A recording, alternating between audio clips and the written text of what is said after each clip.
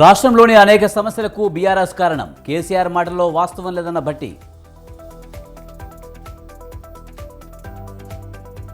వచ్చే ఎన్నికల్లో కడియం ఓటమే లక్ష్యంగా పనిచేస్తా. కడియం శ్రీహరిపై ఎర్రబెల్లి దయాకర్రావు ఫైర్. బీజేపీ మతోన్మాదాన్ని అడ్డుకోవడం కాంగ్రెస్తోనే సాధ్యం. కాంగ్రెస్ బలోపేతానికి కృషి చేస్తానన్న కడియం శ్రీహరి.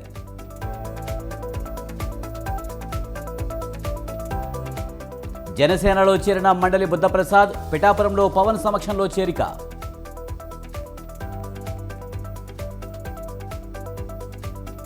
ఫోన్ ట్యాపింగ్ కేసులో సంచలన విషయాలు. దుబ్బాక, మునుగోడు బై ఎలక్షన్స్ను డబ్బులు తరలింపు.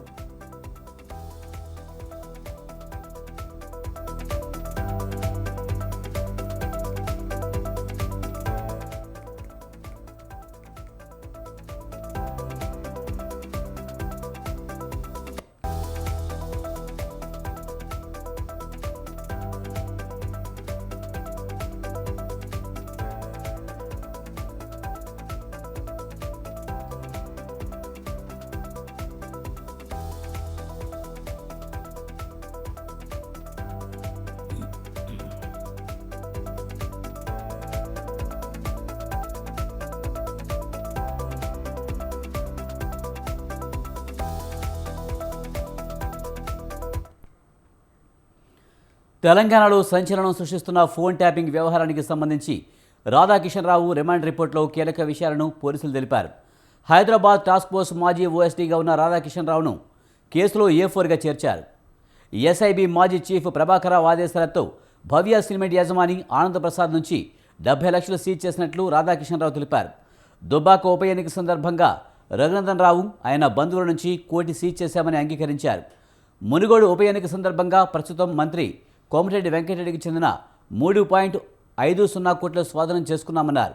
2016లో ఓ వర్గానికి చెందిన అధికారులతో ప్రత్యేక బృందాన్ని ఏర్పాటు చేసుకున్నట్లు రాధాకిషన్ రావు చెప్పారు.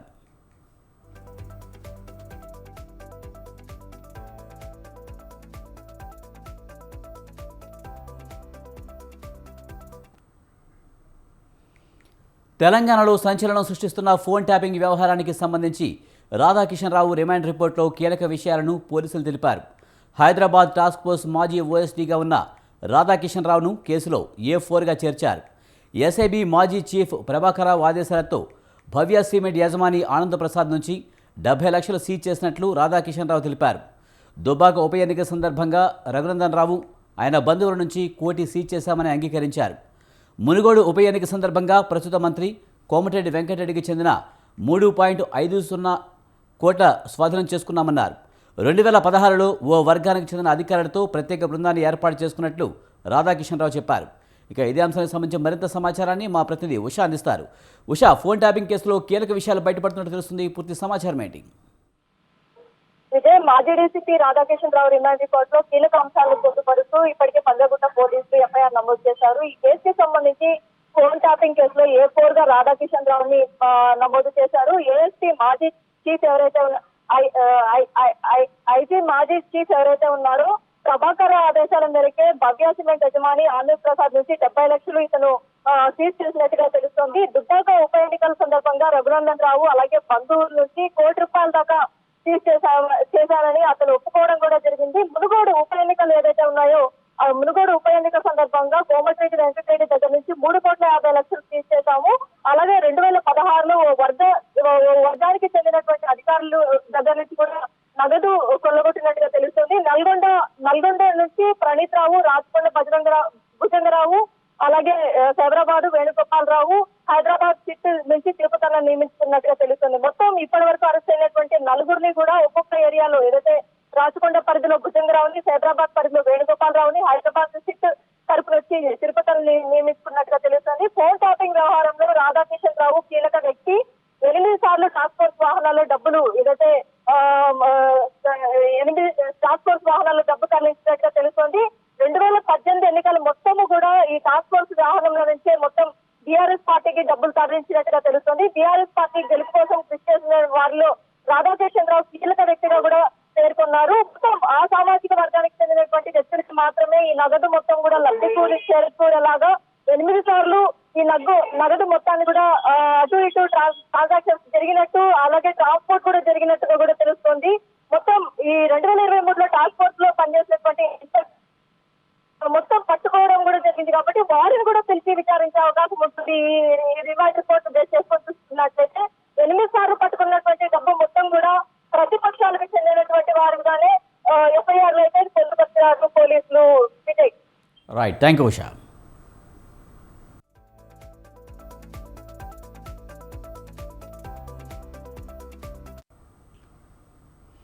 బీఆర్ఎస్ అధ్యక్షుడు కేసీఆర్పై ఉప ముఖ్యమంత్రి మల్లుబట్టి విక్రమార్క తీవ్ర విమర్శలు చేశారు. కేసీఆర్ ప్రజలను తప్పుదోవ పట్టించేలా మాట్లాడారని ఆరోపించారు. రాష్ట్రంలో సమస్యలను గత ప్రభుత్వమే కారణమన్నారు. కట్టిన ఇంటిని కేసీఆర్ తగలబెట్టిపోయారని ఘాటు విమర్శలు చేశారు. కేసీఆర్ మాటల్లో వాస్తవం లేదన్నారు. బీఆర్ఎస్ నేతలు కాంగ్రెస్లో చేరుతుంటే కేసీఆర్ తట్టుకోలేకపోతున్నారని ఎద్దేవా చేశారు. రాష్ట్రంలోని అనేక సమస్యలకు బీఆర్ఎస్ పాలనే కారణమని అన్నారు. 3 నెలల నుంచి వ్యవస్థలను దారికి తీసుకొచ్చే ప్రయత్నం చేస్తున్నామన్నారు.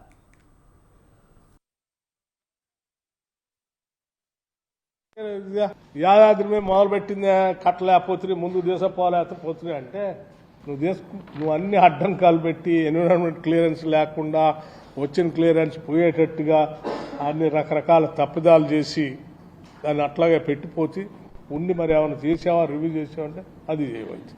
ఈ వాస్తవాలే కదా ఈ డేట్స్, దీనిలో ఏం మార్చారు? ముఖ్యమంత్రిగా చేసిన పెద్ద మనిషి కనీసం ఇటువంటి డేట్స్ సహా ఉండే వాస్తవాలను రేపొద్దునైనా ఎవడైనా మాట్లాడుతున్నా అది మాట్లాడితే నా పరువు పోతుందని కనీసం ఇంగిత జ్ఞానం లేకుండా ఇట్లా రకంగా ప్రజలను తప్పుదోవ పట్టించేటట్టు మాట్లాడటం కరెక్టేనా? అసలు ఎన్టీపీసీ అట ఏనే రాష్ట్రానికి తెచ్చినట్టు. ఎన్టీపీసీ రాష్ట్రానికి ఎవరు తెచ్చారండి? 4000 మెగావాట్లకు సంబంధించి ఎన్టీపీసీతో నువ్వు ఏమైనా పీపీఐ అగ్రిమెంట్ చేసి ఆ 4000 పవర్ వచ్చేటట్టు చేసావా? చేయలేదు. ఎందుకు చేయలేదు? ఎవరు ఆపారు నిన్ను? 1600 మెగావాట్ల పవర్ ఎన్టీపీసీ వాళ్ళు ప్రొడక్షన్లో తీసుకుని వచ్చి దానికోసం వరకే పరిమితం చేసి అగ్రిమెంట్ చేసి వదిలేసావు. అది ప్రొడక్షన్లోకి వచ్చింది. మిగతా 2400 పవర్ ఎందుకు చేయలేదు? నువ్వు ఎందుకు చేయలేదు? రూపాయి ఖర్చు లేకుండా ఎన్టీపీసీ వాళ్ళు కట్టి మనకు పవర్ అందించే ఆ పవర్ ప్రాజెక్ట్కి నువ్వు ఆ రోజే ఎందుకు మొదలు పెట్టలేదు? దీని వెనక ఉన్న కుట్ర ఏంటి? కుట్ర నేను చెప్తాను. నీ పాపమే కదా ఎన్టీపీసీ రాకుండా ఉండిపోవటానికి. యాదాద్రిదేమో టైమ్లీ నువ్వు పోనీ ఇది బంద్ చేసి దీంతోనే చేసినట్టు టైమ్లీ కంప్లీట్ చేసినట్టు చేయవచ్చు. పోనీ ఇప్పుడు ఎన్టీపీసీ ఎందుకు చేయలేదని ఇప్పుడు మమ్మల్ని అడుగుతున్నావు. నువ్వు 10 ఏళ్ళ నుంచి అప్పుడే చేయాల్సి ఉంది కదా. మేము కూడా నీలానే పోనీ అదేం చేద్దాం, ఇదంతా భారం అయిపోతుందని వెంటనే కూర్చొని రివ్యూ చేసి పంట నష్టపరిహారం గురించి మాట్లాడి ఎవడు చూడట్లేదని. ఏం చూసావు నువ్వు? 10 ఏళ్ళు పంట నష్టపరిహారం ఎప్పుడైనా చూసావా? ఏంటంటే ఈయన వచ్చిన తర్వాత మనం బకాయిలు పెడితే ఆనాటి ఉమ్మడి ప్రభుత్వంలో బకాయిలు పెడితే ఈయన వచ్చి క్లియర్ చేసిందని చెప్తా ఉన్నాడు. ఎవరు క్లియర్ చేసావు? నువ్వు క్లియర్ చేసావా? ఉమ్మడి రాష్ట్రంలో ఆనాటి కాంగ్రెస్ ప్రభుత్వం ఉన్నప్పుడు ఎవ్రీ టైం ఎప్పుడు పంట నష్టం జరిగినా ఎన్యూమరేట్ చేసి లెక్కేసి డబ్బులు కట్టించి ఇచ్చేవాడు. చివరి సంవత్సరంలో ఏమైందంటే ప్రెసిడెంట్ రూల్ పెట్టారు. గవర్నర్ పాలన వచ్చే వారికి ప్రభుత్వం డిస్ట్రిబ్యూట్ చేసే టైం కల్లా అది డిక్లేర్ చేస్తే ఆ డబ్బులు గవర్నర్ గారి దగ్గర డిపాజిట్ చేశారు. కొత్త ప్రభుత్వం వచ్చిన తర్వాత ఇస్తారులేని ఆయన దగ్గర ప్రభుత్వం వచ్చిన తర్వాత ఇచ్చాను. నువ్వు పోగేసి ఇచ్చినవి కాదు, నువ్వు లెక్క కట్టించినవి కూడా కాదు, నువ్వు ఎన్యూమరేట్ చేసినవి కూడా కాదు.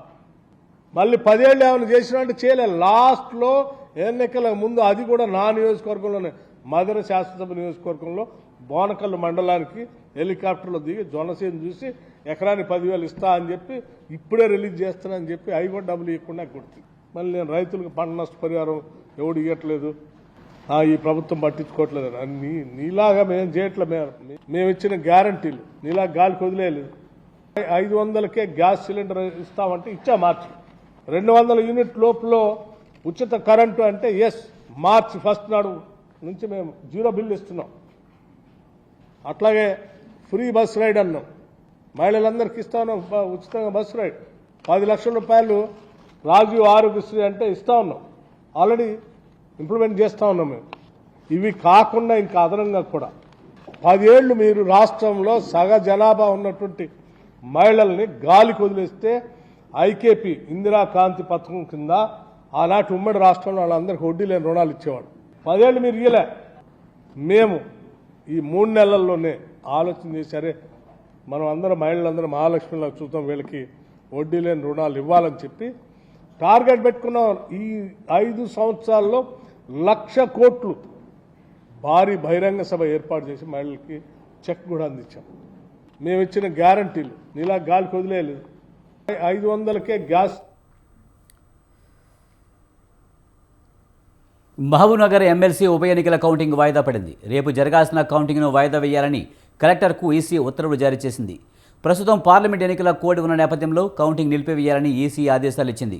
ఎమ్మెల్సీ ఎన్నికల ఫలితాలు పార్లమెంట్ ఎన్నికలపై ప్రభావం చూపే అవకాశం ఉన్న నేపథ్యంలో వాయిదా వేశారు. పార్లమెంట్ ఎన్నికల ఓటింగ్ పూర్తయిన తర్వాత ఎమ్మెల్సీ ఎన్నికల కౌంటింగ్ను చేసుకోవాలంటూ ఈసీ తెలిపింది.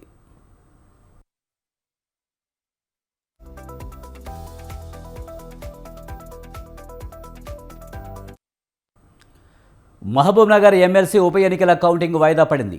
రేపు జరగాల్సిన కౌంటింగ్ను వాయిదా వేయాలని కలెక్టర్కు ఈసీ ఉత్తర్వులు జారీ చేసింది. ప్రస్తుతం పార్లమెంట్ ఎన్నికల కోడ్ ఉన్న నేపథ్యంలో కౌంటింగ్ నిలిపివేయాలని ఈసీ ఆదేశాలు ఇచ్చింది. ఎమ్మెల్సీ ఎన్నికల ఫలితాలు పార్లమెంట్ ఎన్నికలపై ప్రభావం చూపే అవకాశం ఉన్న నేపథ్యంలో వాయిదా వేశారు. పార్లమెంట్ ఎన్నికల ఓటింగ్ పూర్తయిన తర్వాత ఎమ్మెల్సీ ఎన్నికల కౌంటింగ్ చేసుకోవాలంటూ ఈసీ తెలిపింది.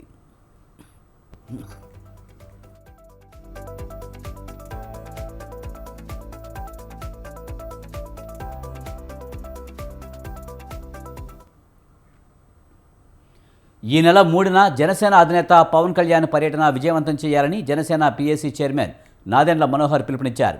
తెనాలి మార్కెట్ సెంటర్లో పవన్ బహిరంగ సభ ఉంటుందన్నారు.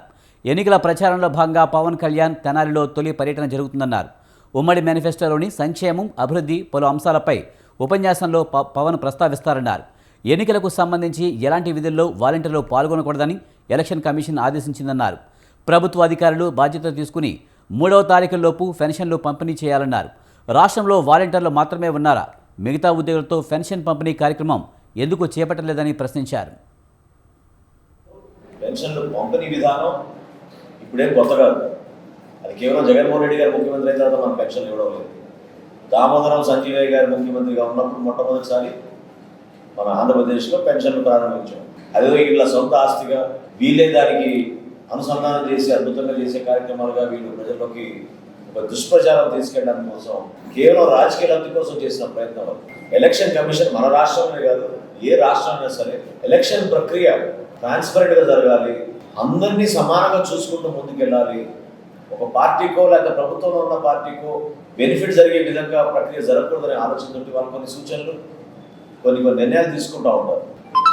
వాలంటీర్ వ్యవస్థ గురించి అనేక సందర్భాల్లో స్వయంగా ఎలక్షన్ కమిషన్ మనం విజయవాడలో పర్యటించినప్పుడే వాళ్ళు ఆ రోజు అనేక ప్రశ్నలు అడిగి జిల్లాల వారీగా ఉన్న కలెక్టర్ని, జిల్లా ఎస్పీలని ప్రశ్నించారు. పెన్షన్ల పంపిణీ విషయంలో సెర్ప్ CEO బాధ్యత వహించాలి. పెన్షన్లు ఒంగోలు పార్లమెంటు పరిధిలోని నియోజకవర్గాలను అభివృద్ధి చేసి రూపురేఖలు మార్చడమే తన ధ్యేయమని వైసీపీ ఒంగోలు పార్లమెంటు అభ్యర్థి చెవిరెడ్డి భాస్కర్ రెడ్డి అన్నారు. ప్రకాశం జిల్లా పొదిలి మండలం వైసీపీ నాయకుల ఆత్మీయ సమ్మేళనంలో ఆయన పాల్గొన్నారు. టీడీపీ అధినేత చంద్రబాబు నాయుడు, టీడీపీ జాతీయ ప్రధాన కార్యదర్శి లోకేష్పై విమర్శలు చేశారు. చంద్రగిరిలో పుట్టిన చంద్రబాబు చంద్రగిరిలో పోటీ చేయకుండా కుప్పంకు ఎందుకు వెళ్లాడో చెప్పాలన్నారు. ఎవరి వ్యక్తిత్వం ఏంటో ప్రజలకు తెలుసునన్నారు. చంద్రగిరిని ఏ విధంగా అభివృద్ధి చేశానో అదేవిధంగా ఒంగోలు పార్లమెంట్ను అభివృద్ధి చేస్తానని చెవిరెడ్డి భాస్కర్ రెడ్డి హామీ ఇచ్చారు.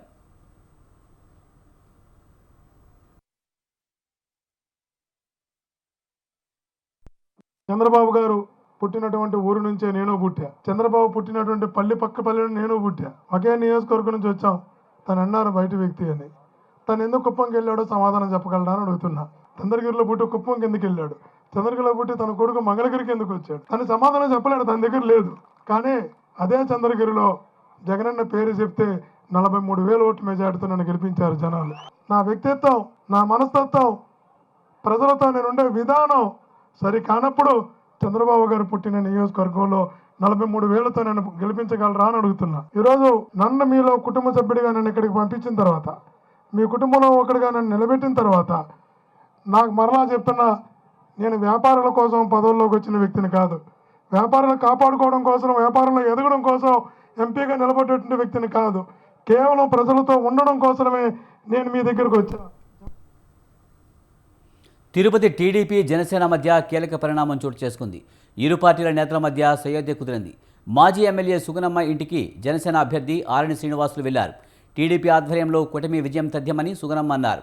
పొత్తులో భాగంగా జనసేనకు తిరుపతి సీటు కేటాయించారని, చంద్రబాబు ఆదేశాలకు అనుగుణంగా ఆరణి శ్రీనివాసులను గెలిపిస్తామన్నారు.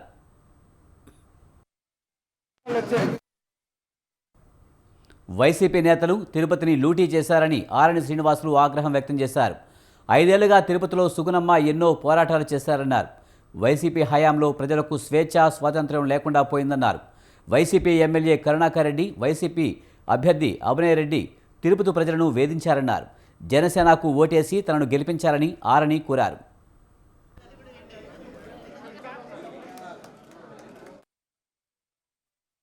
జనసేన, తెలుగుదేశం, బీజేపీ మహాకూటమి అభ్యర్థిగా జనసేన తరపున అభ్యర్థిగా తిరుపతి నియోజకవర్గానికి జనసేన అధ్యక్షులు పవన్ కళ్యాణ్ గారు నియమించడం జరిగింది. ఈ గత 5 సంవత్సరాల్లో ఈ దుర్మార్గపు అవినీతి, అక్రమాల పాలన, అవినీతిని అంతం చేయాలని మేమంతా కూడా 5 సంవత్సరాలు అసెంబ్లీలో ఉన్నాం, చూసాము. చంద్రబాబు నాయుడు గారి పైన, వాళ్ళ సతీమణి గారి పైన ఇంకా ఎన్నో అభియోగాలు కూడా మోపి చంద్రబాబు నాయుడు గారు కంట తడిపెట్టుకొని ఈ రాక్షస సభలో నేను అడుగు పెట్టను, మరలా ఎమ్మెల్యేగా గెలిచి ముఖ్యమంత్రిగా వచ్చిన రోజే ఈ శాసనసభలో అడుగు పెడతాననేసి ఆ రోజు శపథం చేసి 2 సంవత్సరాల ముందు బయట రావడం తెలిసిన విషయం.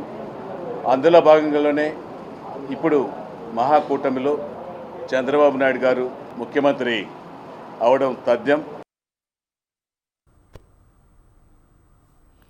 పార్టీ మారే ప్రసక్తే లేదని రాజంపేట టీడీపీ ఇన్ఛార్జ్ బత్యాల చెంగల్రాయుడు అన్నారు. రాజంపేట టీడీపీ టికెట్ సుగవాసి సుబ్రహ్మణ్యంకు కేటాయించడం తగదని, వెంటనే అధినేత చంద్రబాబు తన నిర్ణయాన్ని ఉపసంహరించుకోవాలని ఆయన డిమాండ్ చేశారు. బత్యాల ముద్దు సుగవాసి వద్దు అంటూ రాజంపేటలో సర్కిల్ నుంచి పెద్ద ఎత్తున ర్యాలీ నిర్వహించారు. రాజంపేట టికెట్ ప్రకటించక ముందు రోజు కూడా చంద్రబాబును కుప్పంలో కలిశానని, టికెట్ తనకే అని హామీ ఇచ్చి మాట తప్పారంటున్న బత్యాలతో మా ప్రతినిధి Srikanth face to face.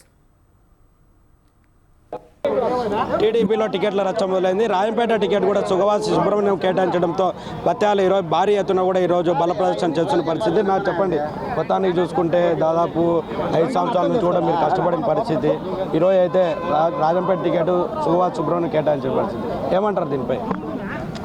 Rayachoti వాసే ticket రాజంపేటకి ఇవ్వటం ధర్మం కాదు. ఆయనకి రాయచోట్లోనే ఇవ్వండి, మనం అందరం పనిచేద్దాం. 5 ఏళ్ళ నుంచి నేను రాజంపేటలో పని చేసుకుంటున్నా, నా సీట్ నాకు ఇవ్వండి, అందరం కలిసి పని చేసుకుందాం. అంత తప్ప అది తీసుకొచ్చి ఏడు పెట్టడం ధర్మం కాదు, 100కి 100 పాళ్ళు అధర్మం అని మా కేడర్ అంతా భావించారు. అందుకని ఈరోజు ఇది చేశారు. ఫ్యూచర్లో కూడా మా నాయకుడు మా మాటిని రాజంపేట మాకు ఇస్తారనే నమ్మకం ఉంది. ఇవ్వనప్పుడు కేడర్ ఏమని చెప్తే అది నేను వింటాను. మొత్తానికి చూసుకుంటే ఈరోజు కూడా భారీ ఎత్తున వేలాది మంది కూడా ప్రజలు కూడా వచ్చి సుగవాసి వద్దు, బత్యాల ముద్దు అని చెప్పేసి కూడా పెద్ద ఎత్తున కూడా ఈ ర్యాలీలో పాల్గొన్నారు. భవిష్యత్తులో మరి టికెట్ మార్పు కన్నా లేకపోతే ఈ నిర్ణయం ఏంటి? తప్పనిసరిగా మారుస్తారని అనుకుంటున్నాం. మారినప్పుడు కేడర్ అంతా కూర్చొని ఏది నిర్ణయించి దానికి నేను కట్టుబడి ఉంటాను. టికెట్ ప్రకటించే ముందు కూడా 2 రోజుల ముందు కూడా మీరు చంద్రబాబును కలిసిన పరిస్థితి. ఆ రోజు నాకే చెప్పినాడు టికెట్ ప్రకటించక ముందు రోజు నాకే చెప్పినాడు, నువ్వే క్యాండిడేట్ అని చెప్పినాడు కుప్పంలో. మళ్ళీ బుధవారం నాడు పోతే ఇక్కడ ఎందుకు తిరగటం, పోయి క్యాన్వాస్ చేసుకోమని చెప్పినాడు. ఏం చెప్తాను నేను, 19లో అందరి దగ్గర ఒప్పించి నన్ను పోటీ చేయించాడు. నీ వల్ల 4 సీట్లు గెలుస్తుందని మా నాయకుడే చెప్పినాడు. ఇప్పుడు ఆ రోజు నేను ముద్దు, ఈరోజు వద్దు అంటే అట్ట. అందువల్ల కేడర్కి తెలుసు, వాళ్ళు ఏ నిర్ణయం తీసుకుంటే దానికి కట్టుబడి ఉంటారు. మొత్తం ఈ ఎఫెక్ట్ కూడా మొత్తం ఈ 4 నియోజకవర్గాలు ఉంటాయంటారా? 100కి 100 పాళ్ళు తిరుపతి, కోడూరు, రాజంపేట, కడప వరకు 100కి 100 పాళ్ళు ఉంటుంది. కమలాపురం, పొద్దుటూరు, మైదుకూరులో పార్షియల్గా ఉంటుంది. వైసీపీలోకి వెళ్తారనే ప్రచారం కూడా జరుగుతుంది. 100కి 100 పాళ్ళు 100 పాళ్ళు 100 పాళ్ళు ఛాలెంజ్ చెప్తున్నా. వైసీపీలోకి వెళ్ళేది లేదు లేదు లేదు. ఇది మొత్తానికి చూసుకుంటే ఖచ్చితంగా వైసీపీకి వెళ్ళే పరిస్థితి లేదు. ఖచ్చితంగా టీడీపీలోనే కొనసాగుతాను. మళ్ళీ తిరిగి చంద్రబాబు కూడా పునః ఆలోచించి కూడా తనకు టికెట్ కేటాయించాలని చెప్పేసి కూడా బత్యాల చెంగల్రాయుడు డిమాండ్ చేస్తున్న పరిస్థితి అయితే కనిపిస్తుంది. పెద్ద ఎత్తున కూడా ఈరోజు కూడా రాజంపేట సర్కిల్ నుంచి కూడా పెద్ద ఎత్తున కూడా బత్యాల చెంగల్రాయుడు వర్గీయులతో ర్యాలీ కూడా చేసిన పరిస్థితి. ఖచ్చితంగా 2 రోజుల ముందు కూడా తనకు టికెట్ కేటాయిస్తానని చెప్పి రాయచోటికి చెందిన సుభాష్ సుబ్రహ్మణ్యం కూడా టికెట్ కేటాయించారు. మళ్ళీ తిరిగి చంద్రబాబు కూడా తన ఆలోచన కూడా ఇది చేసుకొని తన టికెట్ కేటాయించాలని కూడా బత్యాల చెంగల్రాయుడు డిమాండ్ చేస్తున్న పరిస్థితి. కెమెరా పర్సన్ శ్రీహరితో శ్రీకాంత్, స్వతంత్ర న్యూస్, కడప. తాను వరంగల్ ఎంపీ అభ్యర్థిగా ప్రజాశాంతి పార్టీ నుంచే పోటీ చేస్తానని అన్నారు బాబు మోహన్. తాను వేరే ఏ పార్టీ నుంచి పోటీ చేయనని క్లారిటీ ఇచ్చారు. ఇలాంటి చీప్ రాజకీయాలు చేయడం కరెక్ట్ కాదని ఆగ్రహం వ్యక్తం చేశారు. తాను పుట్టింది వరంగల్లోనే, వరంగల్కు తనకు చిన్నప్పటి నుంచి అనుబంధం ఉందని అన్నారు. వరంగల్లో శభాష్ అనిపించుకునేలా ప్రజలకు సేవ చేస్తానని అన్నారు. నియోజకవర్గ ప్రజల ఆశీస్సులతోనే విజయం సాధిస్తానని అంటున్న వరంగల్ పార్లమెంట్ అభ్యర్థి బాబు మోహన్తో మా correspondent Sudhakar face to face. Telangana రాష్ట్రంలో పార్లమెంట్ ఎన్నికల వేడికతో పాటు ముఖ్యంగా చూస్తే వరంగల్ జిల్లాలో వరంగల్ పార్లమెంట్కి సంబంధించి ఇప్పటివరకు బీఆర్ఎస్ పార్టీ అభ్యర్థిని ప్రకటించినా కూడా అతను కడియం కావ్య రాజీనామా చేయడం లేదు. అయినా కూడా ఇక్కడ బీఆర్ఎస్ పార్టీ గత కొద్ది రోజుల నుంచి బాబుమోహన్ పేరు కూడా వినబడుతుంది. కానీ బాబుమోహన్ బీఆర్ఎస్ పార్టీ కాదు, నేను ప్రజాశాంతి పార్టీ నుంచి పోటీ చేస్తున్నాను అని చెప్పి మనతో చెప్పడం పాటు జరుగుతుంది. మనతో పాటు ఇక్కడ ప్రజాశాంతి పార్టీకి సంబంధించిన పార్లమెంట్ అభ్యర్థి బాబుమోహన్ గారు అతను అడిగి మరింత సమాచారం తెలుసుకుందాం. సార్ చెప్పండి సార్, మీరు వరంగల్ జిల్లాలో అంటే వరంగల్ పార్లమెంట్కి సంబంధించి పోటీ చేయడం తెలుసుకున్నారు. మీరు వరంగల్ పార్లమెంట్కి మీకు అనుబంధం ఏంటి? ఈ అనుబంధం అంటే తమ్ముడు ఇందాకే చెప్పినా మళ్ళీ చెప్పాల్సి వస్తుంది. ఇందాక మీరు ఉన్నారు మరి, నేను ఇక్కడ పుట్టాను. అనుబంధం ఏముంది? పార్లమెంటుకు ఎక్కడి నుంచి అయినా జపాన్ నుంచి పాకిస్తాన్ నుంచి కూడా వచ్చి పోటీ చేయొచ్చు. ఎందుకంటే సోనియా గాంధీ గారే చేశారు ఇటలీ నుంచి వచ్చి. పార్లమెంటుకు ఇక్కడ పుట్టినోడే చేయాలని లేదు. అదే అసెంబ్లీకి కానీ సర్పంచ్గా కానీ నేటివ్ అయితేనే పోటీ చేయాలి, లేకుంటే చేయకూడదు ఎన్నికల నియమావళి ప్రకారంగా. నా ఓటు ఎక్కడో ఉంది, అయినా నేను పోటీ చేయొచ్చు. ఇది రూలు, ఇదొక భాగం.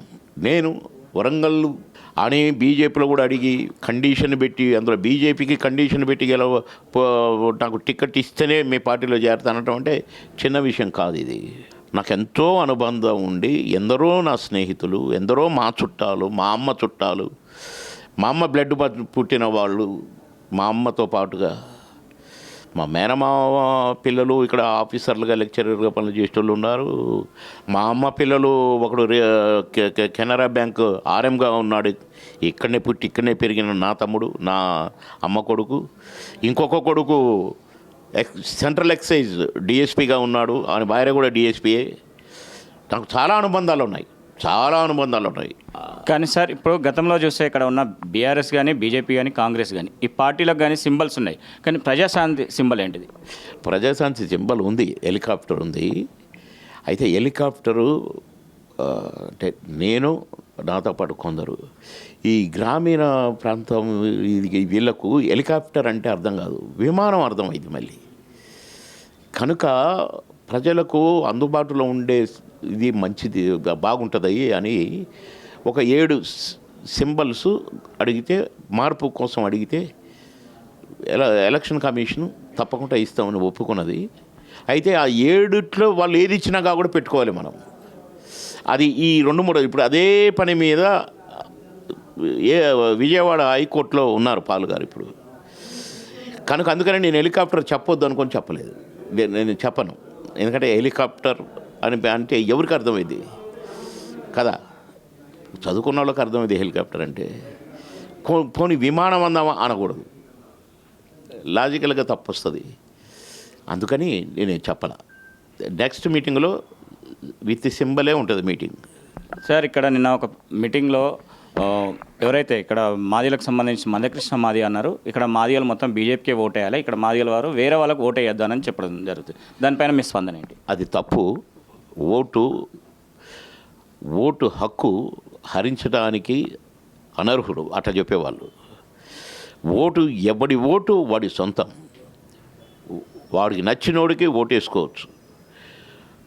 వాడిని వద్దు వీళ్ళకేయండి అని చెప్పడం మాత్రం అది నియంత అనిపించుకుంటుంది.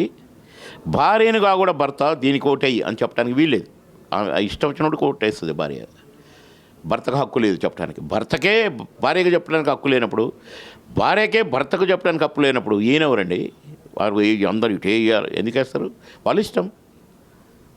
మీ మిత్రుడు కేసీఆర్ పిలిచి మీరు బీఆర్ఎస్ నుంచి ఇక్కడ పోటీ చేయమంటే మీరు ఏం చేస్తారు? మీ ప్రశ్నకే అర్థం లేదు. ఎందుకంటే నేను చెప్తూనే ఉన్నాను, నేను ప్రజాశాంతి పార్టీ రాష్ట్ర అధ్యక్షుడిని. మొన్ననే అయినా ఇప్పటికిప్పుడే పిలిచిండు అని కండవకాటు పడేసి ఊరికి అంత చైల్డ్ని కాదు. నేను కూడా ఎంఏ ఎల్ఎల్బి చదివిన, నాకు ఒక పరిపక్వత ఉంది. నేను ఒక రెవెన్యూ డిపార్ట్మెంట్లో పనిచేసిన, 3 సార్లు ఎమ్మెల్యేగా పనిచేసిన, ఒక మంత్రిగా పనిచేసిన, సంస్కారం ఉన్నవాన్ని అయితే నేను పోకూడదు. సొంత అన్నైన అది ఎవరో మరి అవకాశవాదులు అనాలన్నా, దుర్మార్గులు అనాలన్నా, లేకపోతే ఏదో నన్ను జడగొట్టడానికో నా పార్టీని జడగొట్టడానికో మరి చేసేవాళ్ళు అనాలన్నా, నా నోరు విప్పినట్టుగా ఏమన్నా కనిపించిందా మీకు? పోనీ నా పేరు నేను అన్నట్టుగా ఏమన్నా కనిపించిందా? కనుక అది చక్రాలు కొట్టేదే, ఆ మాట చక్రాలు కొడుతుంది. ఇది బాబుమోహన్ గారు చెప్పేది. నేను ఇక్కడే పుట్టినా, ఇక్కడే పెరిగినా, ఇక్కడ ప్రజలు నన్ను ఆశీర్వదిస్తారు. నేను ఎలాంటి భూ కబ్జాలకు కానీ ఎలాంటి ఏం చేయలేదు, నేను వైట్ పేపర్లు అంటానని చెప్పడం జరుగుతుంది. కెమెరామన్ రాహుల్తో సుధాకర్, స్వతంత్ర టీవీ.